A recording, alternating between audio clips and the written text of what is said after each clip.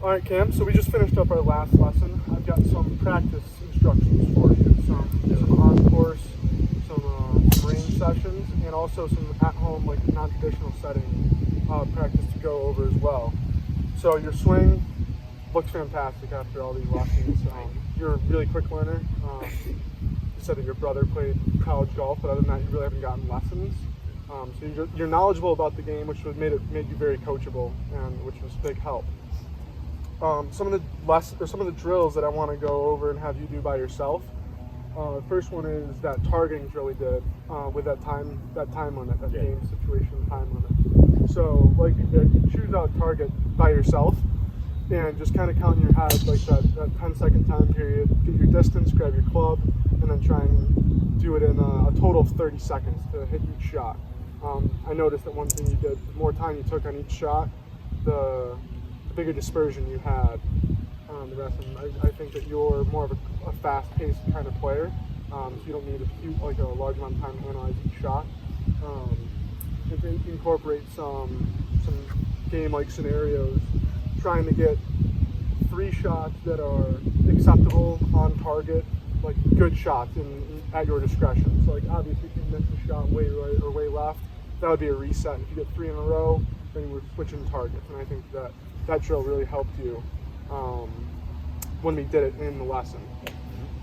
The other thing we were going to do is the towel drill, where I had that towel under your right arm. Yeah. So you can use a head cover for that, a towel if you have one, just to have that feeling of keeping this right elbow tucked throughout the swing and having it shallow and getting that lead wrist position in the proper spot. Because I noticed that your misses were short right of your target because of your toe draw shot shape, and the other miss was a block right when you just have that club face open. So I think if you begin to time up that lead wrist and shallowing that club out, it will sync everything together much better. Some at-home drills I want you to do.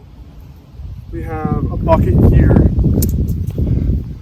but at home you can take a pillow, a blanket, just put it up against a wall somewhere, and again you can have that towel with you, towel or head cover, and practice in point of impact with that lead wrist position just to get that feeling down. And some other things to do at home, obviously stretching before you come and play or practice. I think that going to the first tee, hitting without warming up is one of the worst things you can do. It really doesn't get you off to a great start, and if you don't have a great start, it's not a great round. So I think those are some things that you can do. And then we also had some tips for you over on the chipping range, so we'll head over there in just a minute.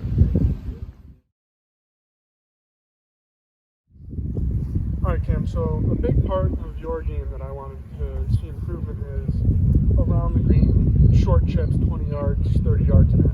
You said that you sometimes thin shots more often than not. Your distance control and getting close to a flag is really important when you're on the green if you miss a green and such. So I think something for you to do is develop 3 different types of shots for 3 different ball places. A shot that goes, if you're short-sided, goes up in the air and doesn't roll out very far. A shot that's in the middle of your stance and rolls out about halfway. And a shot in the back of your stance that lands fast and rolls out a long distance. So you can see here we've got 3 flags in a row demonstrating that those different scenarios. And so when you're hitting a shorter shot, you want it in the front of your stance. And I know that you like to have it a little bit of an open club or open stance like that. And then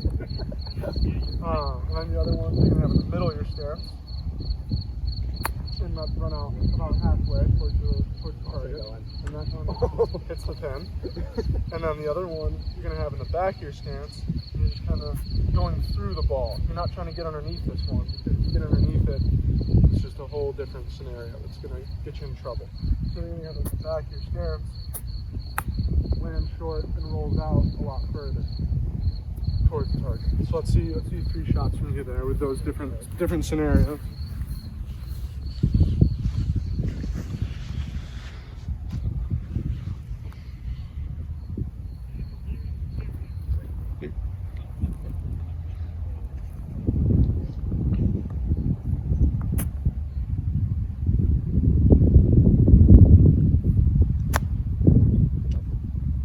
And that was the front of your stance? Yeah. Okay. Now let's see middle.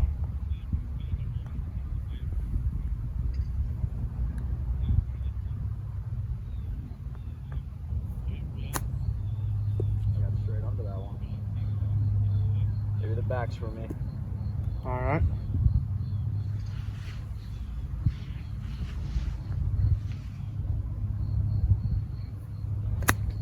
Nice.